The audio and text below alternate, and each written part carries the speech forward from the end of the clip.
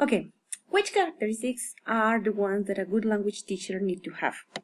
So we're going to start with this, saying some of the comments that you mentioned in the discussion board. Yes, there are many characteristics, and I agree with Andrea's idea that preparation is an important part here. Another comment that, for example, Yao mentioned was about the passions. Someone else, sorry, I don't remember who mentioned passion. Okay, interesting characteristics. So let's see what is required to become a really good language teacher. There are 4 categories, or there are 4 main characteristics that language teachers, and teachers in general, as you mentioned, may have. First is the technical knowledge, okay? What we need to know in order to really teach, and let's say like the mechanics of the language. Interpersonal skills, you may agree with this, and you mentioned this in the discussion board, that a good language teacher or a good teacher in general needs to have certain skills in order to interact with other people, especially students, obviously. Pedagogical skills. It may sound logic, but we know that sometimes teachers are not trying to become teachers. I remember Andrea mentioned in the discussion board that sometimes people want to teach a language because they know the language, but they don't know how to teach it. So it's really important to know how to teach a language, not only to know the language. And finally, personal qualities, like you mentioned, passion, and I totally agree with this. So let's continue.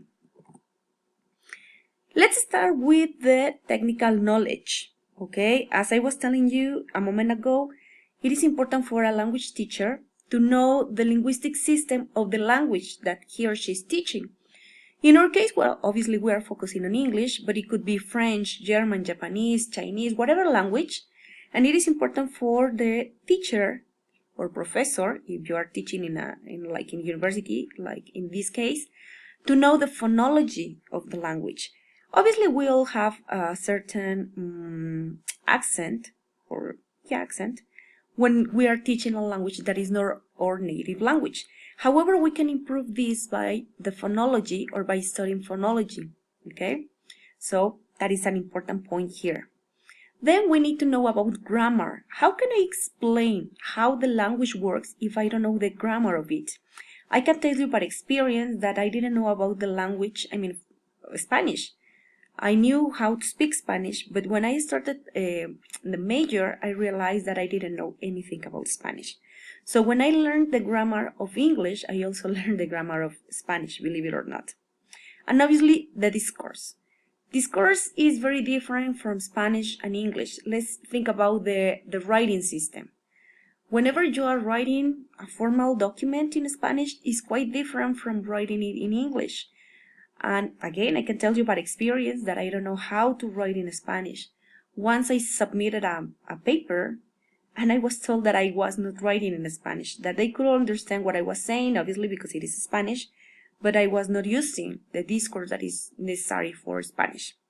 Okay, so second point, we need to know the basic principles of language learning and teaching.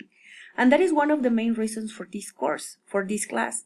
If we don't know how to teach, and if we don't know how we learn a language, it will be very difficult for us to approach to different students when we observe their needs when learning a language. So we really need to have this comprehension on the basic principles of language learning.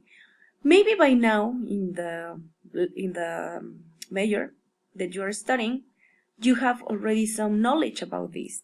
But every time that you find something new, use it. Believe me, it will be very useful. The third point has to do with the competence in speaking, writing, listening, and reading in the target language, for example, English in this case. If you're a language teacher and you are not proficient in the speaking, or writing, or listening, or reading, it will be very hard for you to help your students to improve those skills.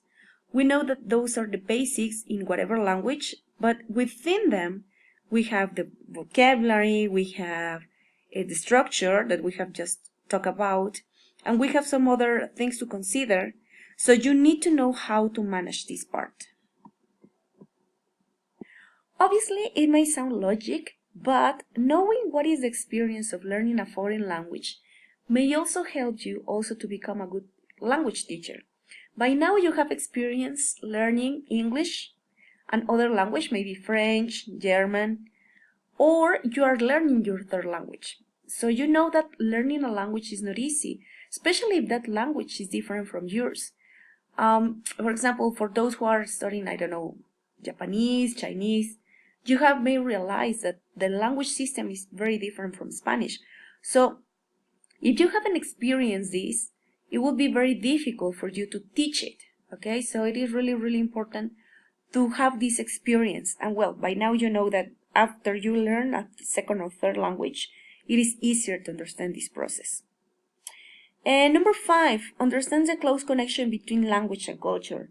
Learning a language is not only learning the language, it's also learning the culture. For example, I remember when I was starting to learn English, I couldn't get the jokes in English. It was like, what are you talking about? By now, I'm not so proficient at it, but still I have a better understanding because now I know that jokes is a cultural part. And also, well, understanding the origin of the language may help you understand the language itself and the culture. And keeping up with the field through regular reading and conference, workshop, and attendance. This is very important, people. Believe it or not, I've seen teachers who don't like to attend conferences, who don't like to attend workshops, who don't like to continue studying. I remember once a colleague telling me that she was afraid of using technology in her classes because she was afraid of committing mistakes. Well, teaching is also a part of, also includes committing mistakes. So it is nothing perfect. Nobody's perfect in teaching a language. So don't be afraid of committing mistakes, but also don't be afraid of learning something new in order to improve your teaching. What about interpersonal relationships? Okay, so let's see. Well, first, pedagogical skills. When you are teaching a language, there are certain skills and certain instruments that you need in order to have a good experience and having your students with a good experience. So you need to have a well thought out, informed approach to language teaching. So that is the main reason for studying all these theories about learning, about teaching, because you need to have this pedagogical skill in order to become a really good teacher. So this will allow you to have a wide variety of techniques. And well, I gotta confess that sometimes this expertise becomes with experience, with time. Sometimes you know the theory, but doing it in class is not so easy. So it is important to have this knowledge in order to have it in practice, okay? So don't worry if at first it doesn't work. It will work eventually, okay? So lesson plans. I can tell you by experience that I don't like lesson plans. However, it is always very important to have a plan for your lesson. You cannot just arrive to a classroom and say, well, let's start the class and having no idea what to do. First of all, you need to focus on the objectives. What is the objective of my class? What is the purpose of doing this? So you need to have a very good lesson plan whenever you are teaching a class, okay? So you need to monitor the lesson and to make it effective.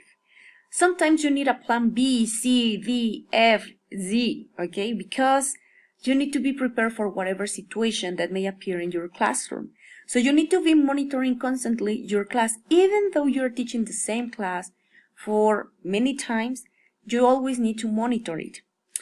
And you need to recognize the needs of your students.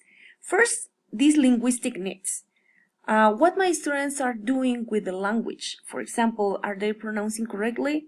Are they having like an effective communication with me and their colleagues, with their classmates? So it is important to have this information in mind. And consequently, you need to give this optimal feedback to your students. You cannot be correcting every single word that they mispronounce, and you cannot be correcting every single mistake they commit, for example, in a paper.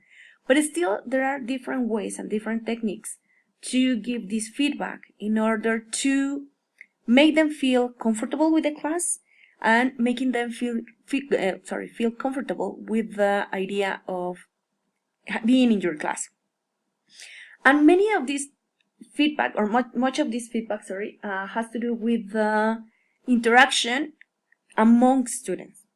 Sometimes, and I'm sure you have observed this as a student, another student have this tendency to be correcting every single mistake that the others are committing. So you need to also know how to handle the class in order to stimulate a good interaction among the students and a environment of cooperation and teamwork during your class.